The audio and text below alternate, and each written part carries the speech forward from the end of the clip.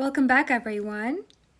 My name is Tilly, and I will be reading a story for you. This one is really sweet. I think you will all like it. It is called Mr. Putter and Tabby Pour the Tea.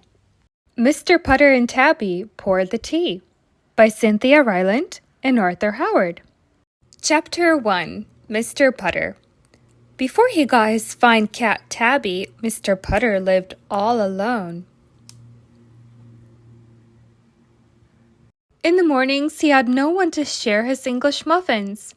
In the afternoons, he had no one to share his tea. And in the evenings, there was no one Mr. Putter could tell his stories to. And he had the most wonderful stories to tell. All day long, Mr. Putter clipped his roses and fed his tulips and watered his trees. Mr. Putter wished for some company. He had warm muffins to eat, he had good tea to pour, and he had wonderful stories to tell. Mr. Putter was tired of living alone. Mr. Putter wanted a cat. Chapter 2, Tabby. Mr. Putter went to the pet store. "Do you have cats?" he asked the pet store lady. "We have 14, she said. Mr. Putter was delighted, but when he looked into the cage, he was not. "These are kittens," he said. "I was hoping for a cat." "Oh, no one wants cats, sir," said the pet store lady. "They are not cute. They are not peppy."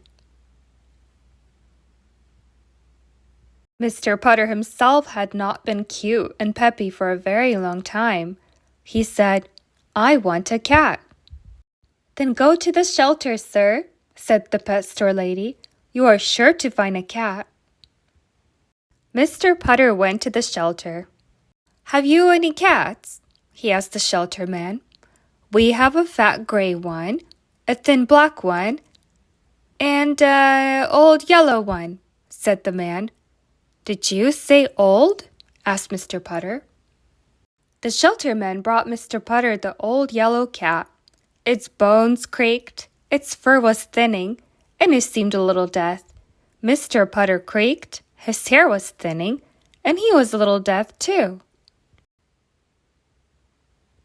So he took the old yellow cat home. He named her Tabby, and that is how their life began. Chapter 3, Mr. Putter and Tabby. Tabby loved Mr. Putter's tulips. She was old, and beautiful things meant more to her. She would rub past all the yellow tulips. Then she would roll past all the red tulips. Then she would take her bath among all the pink tulips. Mr. Putter clipped roses while Tabby bathed. In the mornings, Mr. Putter and Tabby liked to share an English muffin. Mr. Putter ate his with jam. Tabby ate hers with cream cheese. In the afternoons, Mr. Putter and Tabby liked to share tea. Mr. Putter took his with sugar. Tabby took hers with cream. And in the evenings, they sat by the window and Mr. Putter told stories. He told the most wonderful stories. Each story made Tabby purr. On summer days, they warmed their old bones together in the sun. On fall days, they took long walks through the trees. And on winter days, they turned the opera up very loud. After a while, it seemed as if they had always lived together. Tabby knew just what Mr. Putter was going to do next. Mr. Putter knew just where Tabby was going to sleep next. In the mornings, each looked for the other as soon as they opened their eyes. And at night, each looked for the other as their eyes were closing. Mr. Putter could not remember life without Tabby. Tabby could not remember life without Mr. Putter. They lived among their tulips and trees. They ate their muffins, they poured their tea, they turned up the opera, and enjoyed the most perfect company of all, each other. Pets are so special. They're almost like a best friend to a person who might be lonely, right? A grandparent, maybe, or someone who lives alone.